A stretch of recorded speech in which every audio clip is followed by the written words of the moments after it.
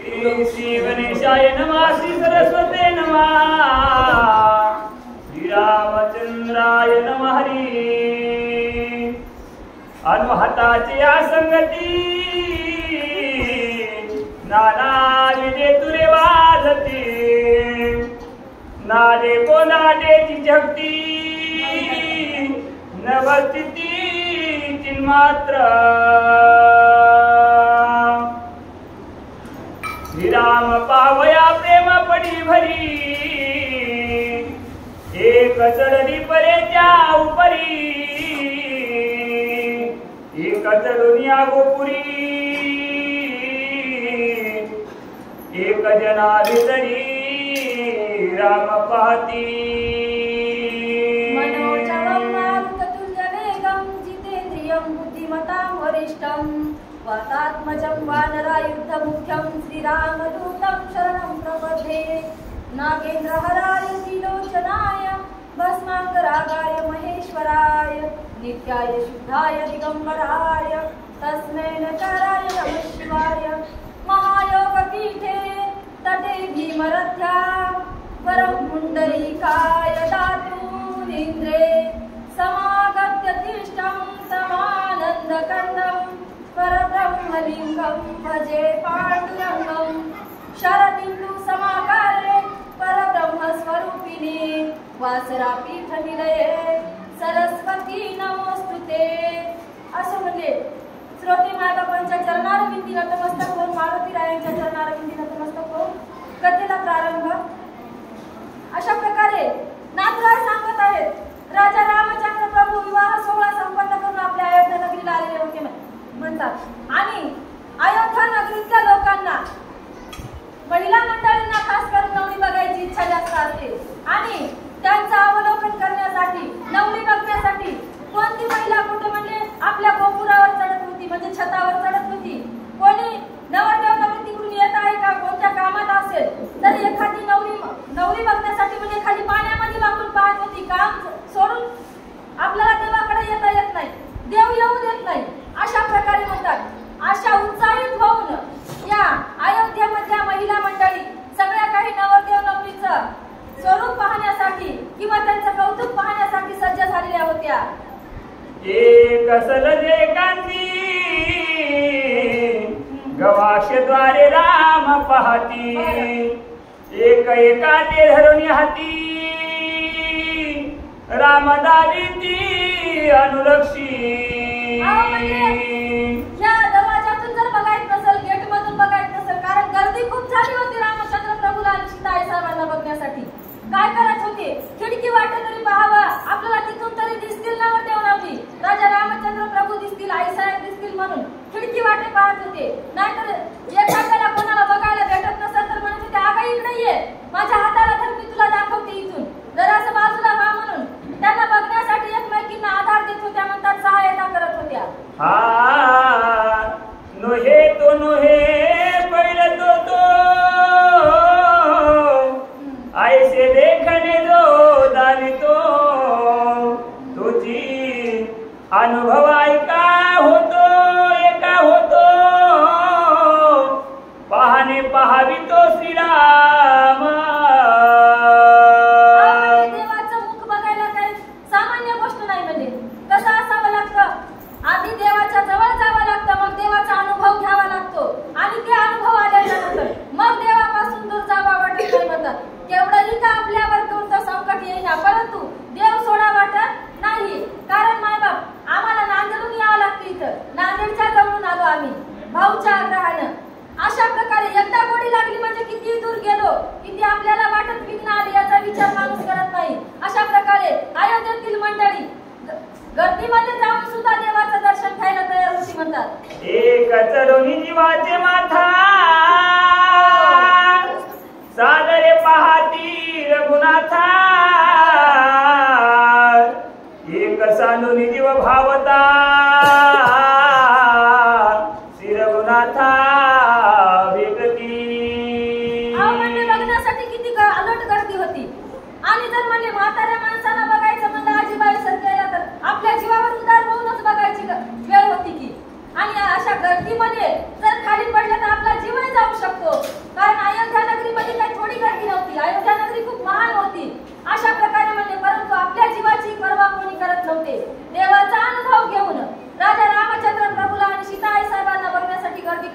म्हणतात नावडे दिवस शिव सांगात एका पणांत परिपूर्ण पाती रघुनाथ आला दयुक्त स्वानंदे.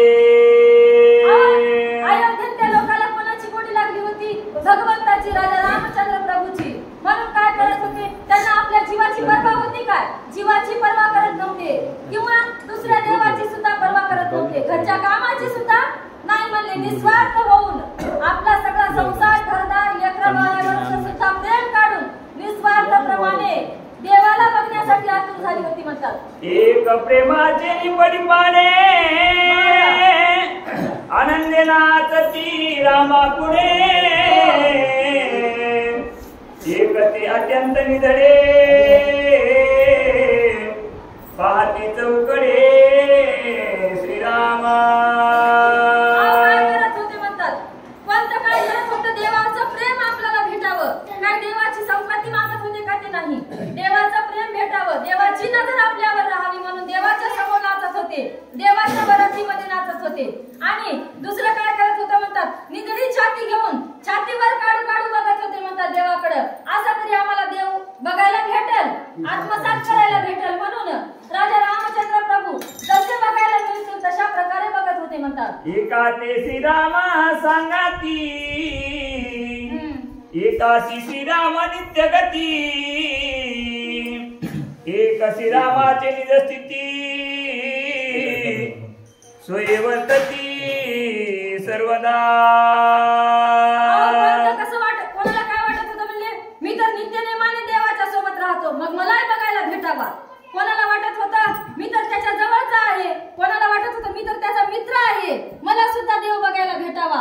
अशा प्रकारे सगळ्यांची गती झाली होती म्हणतात. एकनी संगनी चित्ती लोकाची लोकस्थिती सोय श्रीराम पाहती अशंका वृत्ती त्या नाही. कोणत्याही प्रकारची शंका नव्हती, मनामध्ये कोणती शंका बाळगून देवाजवळ जात नव्हते, भगवंताला बघत नव्हते म्हणतात. निशंक होऊन भगवंताला बघण्याचं काम हे जण लोक करत होते.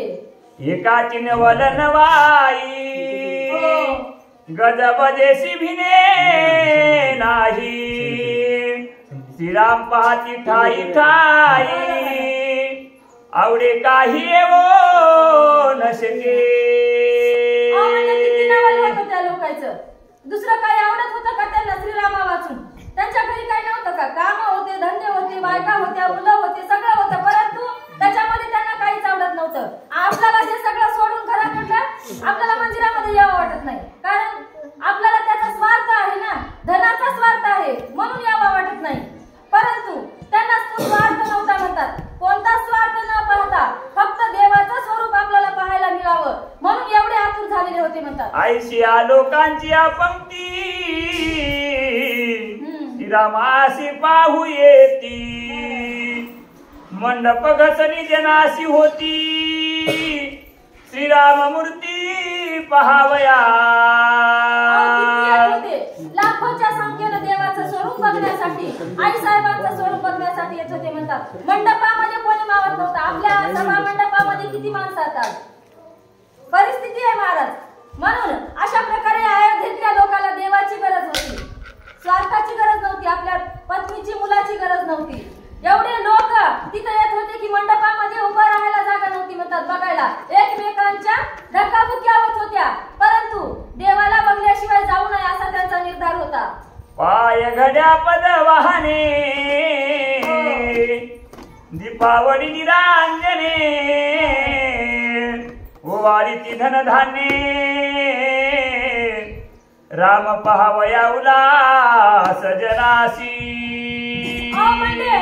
मोठमोठ्या पैठण्या टाकल्या होत्या देवाला येण्यासाठी. देवाचे पाय जमिनीवर पडू नये, आई साहेबांचे पाय जमिनीवर पडू नये म्हणून आपल्या हृदयाच्या पायघड्या टाकलेल्या होत्या म्हणतात भक्तांनी, कपड्याच्या पायघड्या नाही.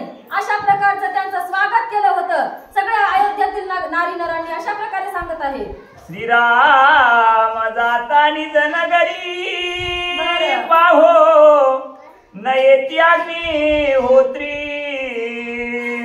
पाहता विटाळ होईल भारी तव रामधुरी अंतरला.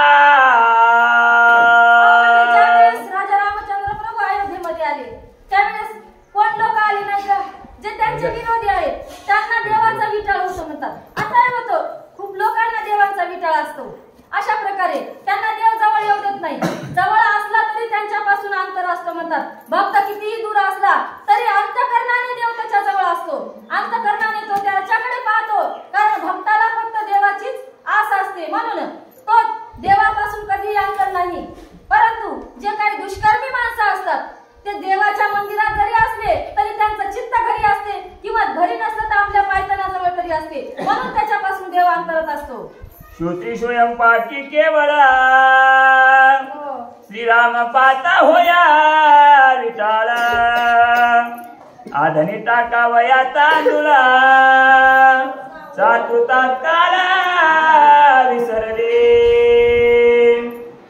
ऐशिया विठाळाची परी श्रीरामांतरना दुरच्या धुरी दुपदुपित पाका भितरी कर्म अहंकारी गुंतले. अहंकार म्हणजे वाया गेलेले असतात. ते कर्माने आपले कर्म कसे असतात म्हणतात, वाईट कर्म असतात. आणि वाईट कर्मामुळे अहंकार जास्त होतो. आणि अहंकार झाला म्हणजे देव अंतरतो. म्हणून देव त्याला जवळ येऊ देत नाही असं सांगत आहे. आम्ही उत्तम आश्रमवासी श्रीराम जातो जन प्रदेशी पाहता स्पर्श होईला मासी जुळून संन्यासी बाबू म्हणती.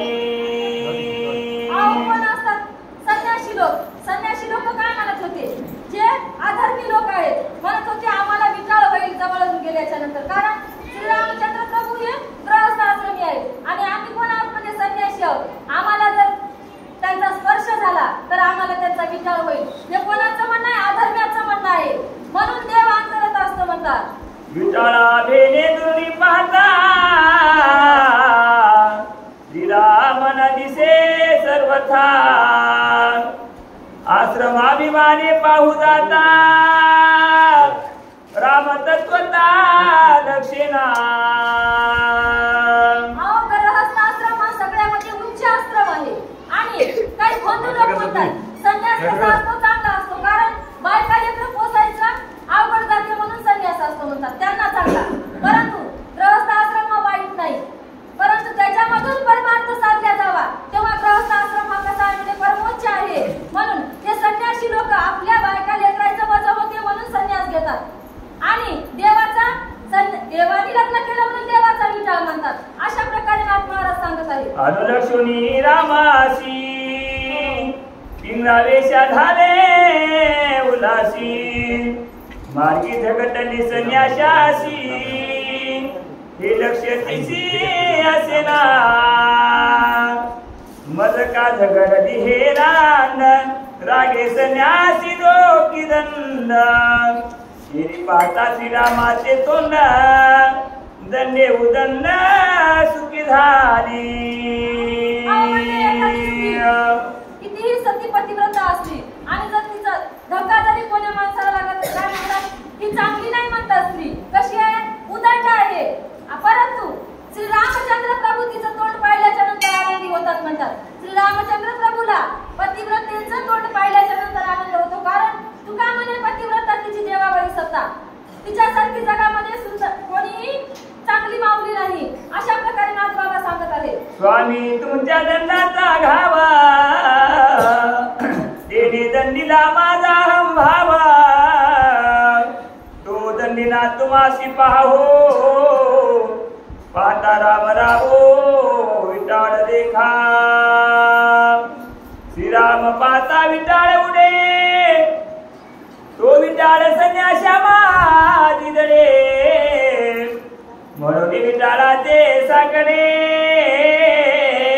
संन्याशाकडे सर्वदा श्रीराम पाहता विकल्प विटाळा भक्त भावी नरा हे तिरा तो संघर्ष संन्याशा माझी सळा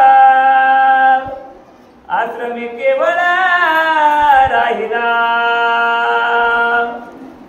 मी आत्मा सर्वाभूती परिपूर्ण ऐसा भूता देवोनिय भयदाना सोय केले संन्यास ग्रहण तुझी आपण विटाळ देखे. जो संन्यासामध्ये संन्यासाचा तो विटाळ मानतो म्हणतात आणि आपला आत्मा त्याच्या ठिकाणी ठेवतो, परंतु संन्याशाला अभयदान, भूताला अभयदान देतो आणि संन्यासी हा देवाचा विटाळ मानतो म्हणतात, असं नाथबाबा सांगू लागले. श्रोत्री स्वयंपाकी संन्यासी हे निज माहेर विटाळाशी, त्या माझी तो सदा मुसमुसी देखती जगाशी अपवित्र. जे स्वतः अपवित्र असतात ते दुसऱ्यामध्ये अपवित्र भागतात म्हणतात, परंतु जे स्वतः चांगले असते ते दुसऱ्यामध्ये कधीही काय म्हणतात बाधा बघत नाही किंवा दुसऱ्याचे दोष पाहत नाही. अशा प्रकारे नाथबाबा सांगू लागले.